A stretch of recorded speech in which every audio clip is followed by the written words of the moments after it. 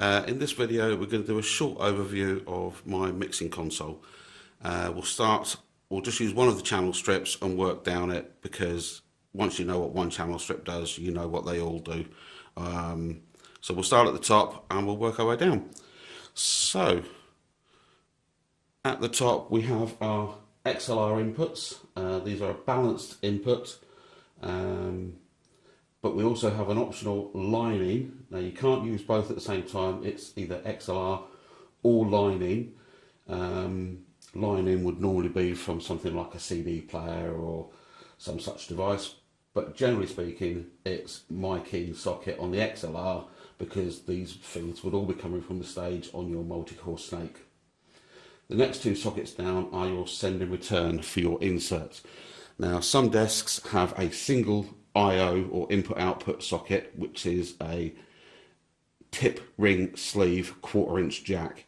This uses two independent tip and sleeve 1/4 inch jacks, one for the send, one for the return, to send off to anything on your effects rack to do an independent insert on a channel, other than additional to anything you might have on a group insert further down the desk.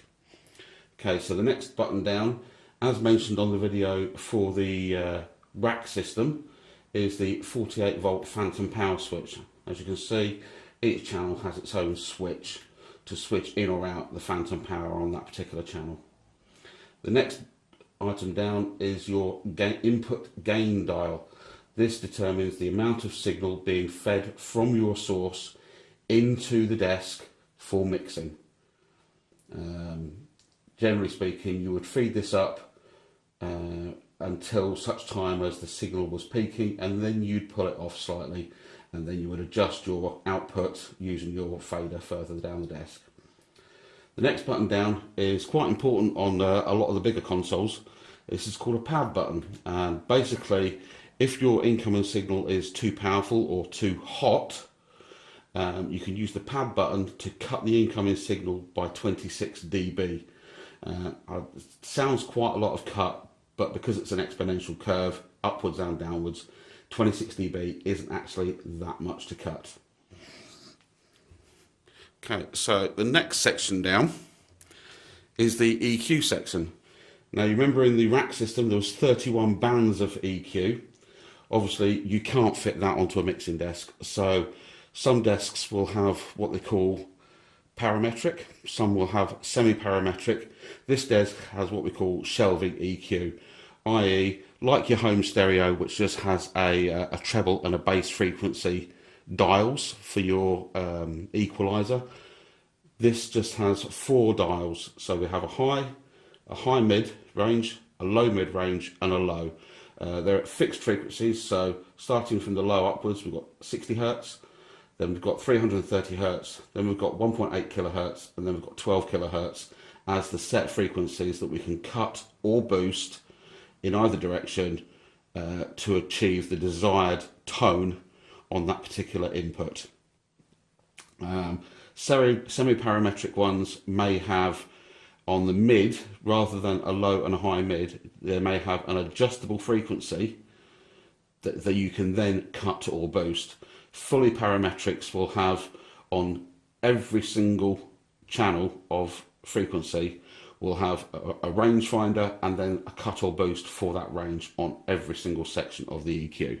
But this particular desk just has 4 shelving EQs to tune the channel with. Obviously this is in conjunction with what you've done with your front of house EQ to EQ the room before you start EQing and sound checking the artists on stage.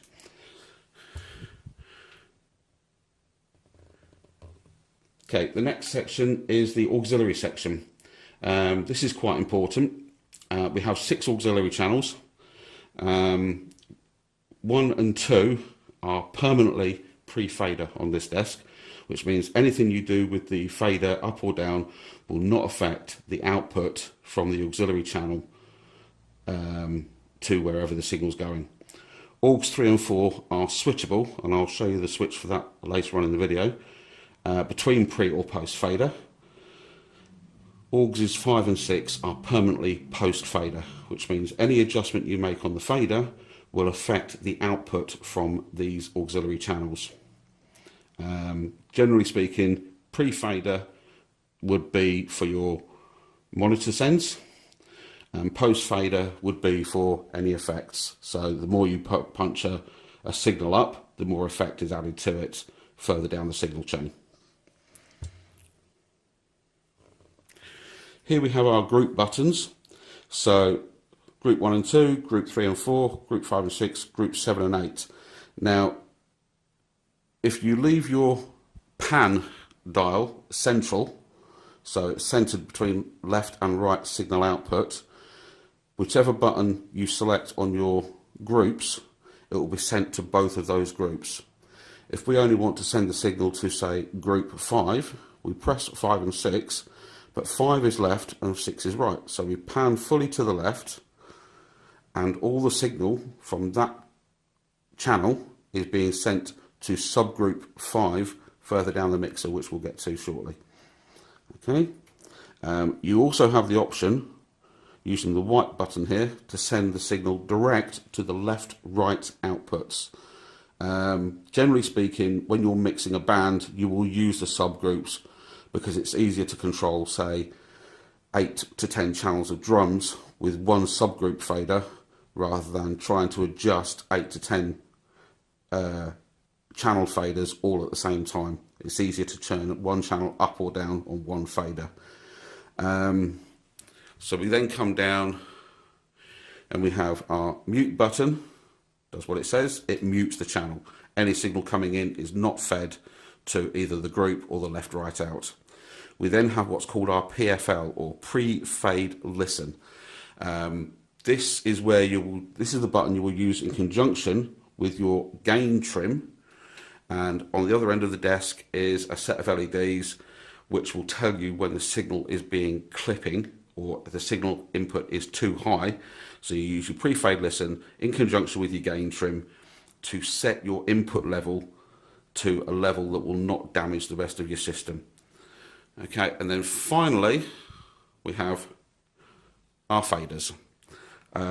You'll see on the desk that numbers start at 0 here, go up to +3 here, but then come down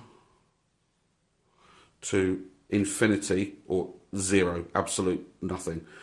It's something that's always been done on mixers. The unity gain, or 0, is always been set kind of in the middle or just above middle. Most mixers are normally operated somewhere in this area. Some schools of thought say when you set your desk up, set all your mixers at 0 and adjust your gain trim to get your desired levels. I personally prefer to set my gain trim at maximum that I can have and then adjust my output level from the fader itself. Okay, so this is the subgroup section we spoke about earlier. As you can see, there are 8 subgroup channels, groups 1 through 8. Start at the top. We have an assignable button for left right, which means when this button is depressed, anything we adjust on the fader is sent to the master left right outs. These two faders here are your left and your right to send the signal that you've mixed across the rest of the board to your main front of house speakers through the EQ and the crossover. Okay, so we have the pan left and right, which generally speaking will be left central, because if you've used the groups the way they're meant to be used, i.e. 1, 2, 3, 4, 5, 6, 7, 8, using the pans to create 8 subgroups, you will then want to send those subgroups to both left and right channels. Okay, so we leave the pans central. Further down we have another mute button and we have another PFL button, so you can actually pre-fade listen the entire group, be it drums or vocals or guitars or whatever. Okay, so that is the entire there, and then as I said earlier, it's easier to mix one subgroup of drums here than to try and mix 10 or so channels of independent channels of drums further down the mixing desk. And the same with vocals. You may only want to have, say, drums here, say backing vocals here, but you may want to have the lead vocal on a separate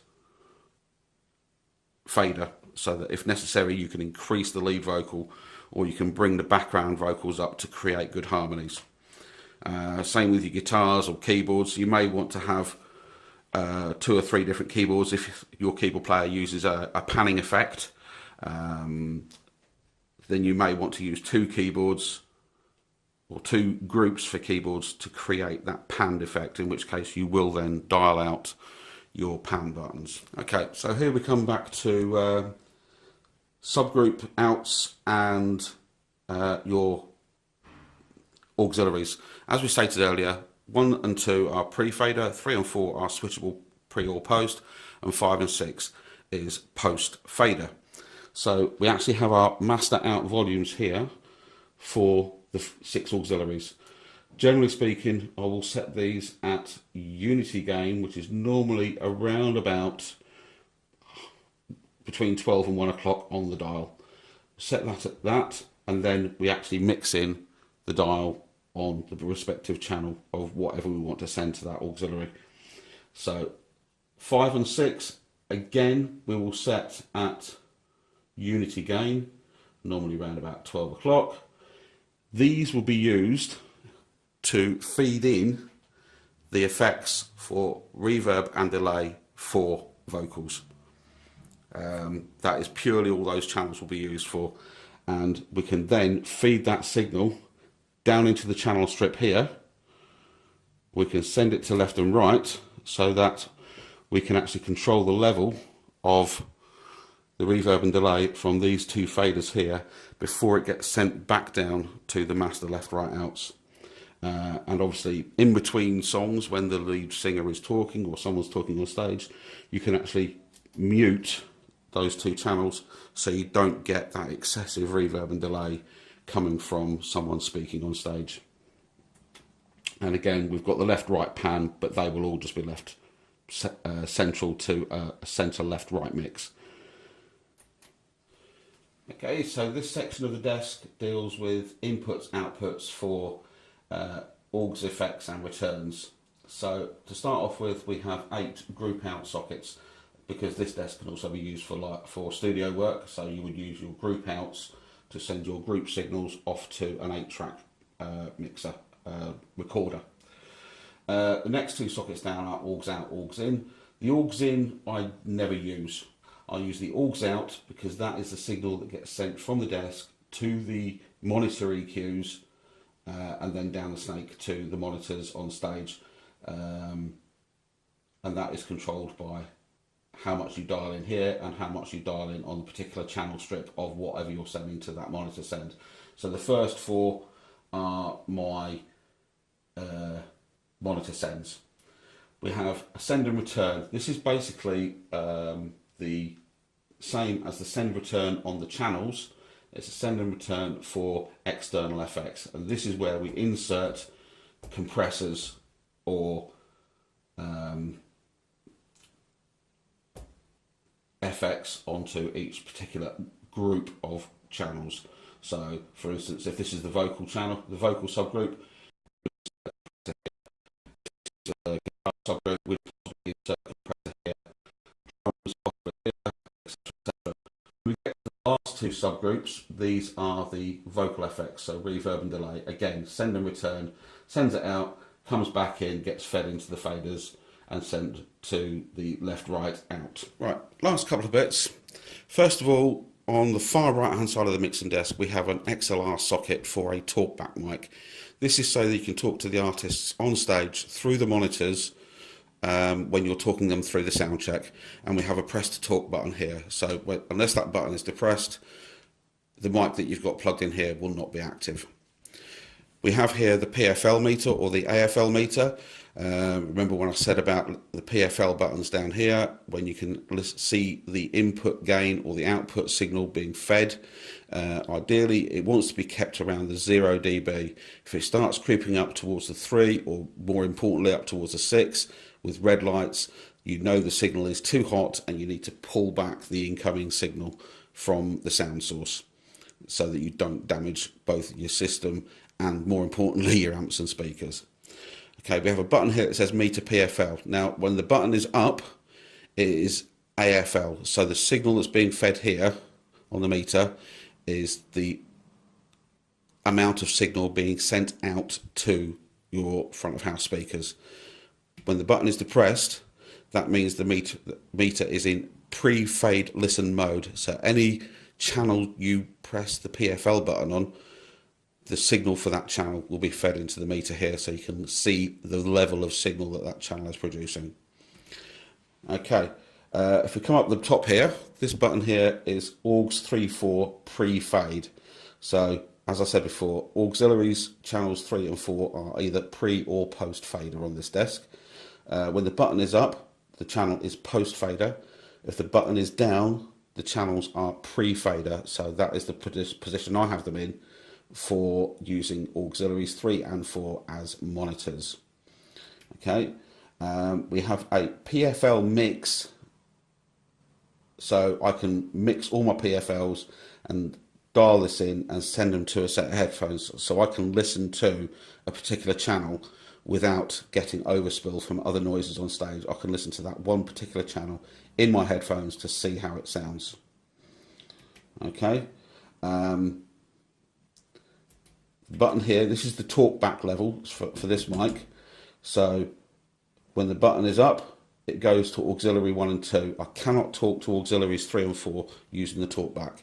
It can only go to auxiliaries 1 and 2 because they are the predetermined fixed pre-fader channels.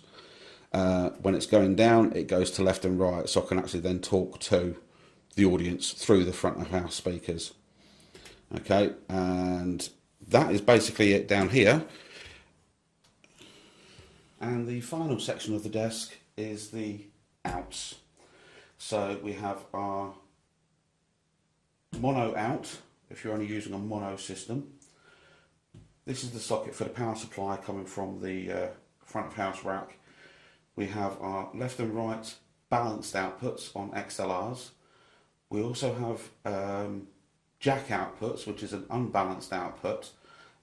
We have a plus 4 dB output or a minus 10 dB output.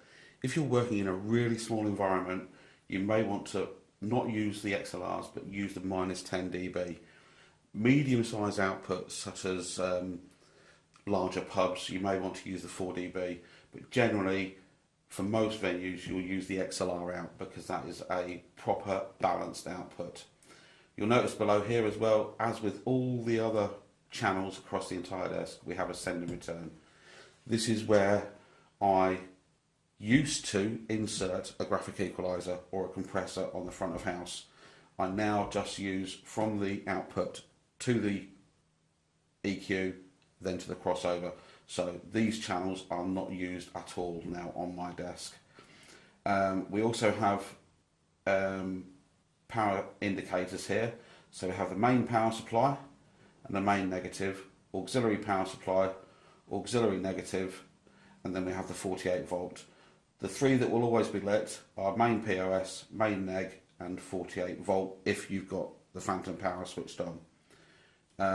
The other two will only be used if you've got a powered insert on one of your auxiliary channels, which I never have, so those two are never ever lit. And that is basically it on the last section of the desk. So just finally, there is the desk in all its glory.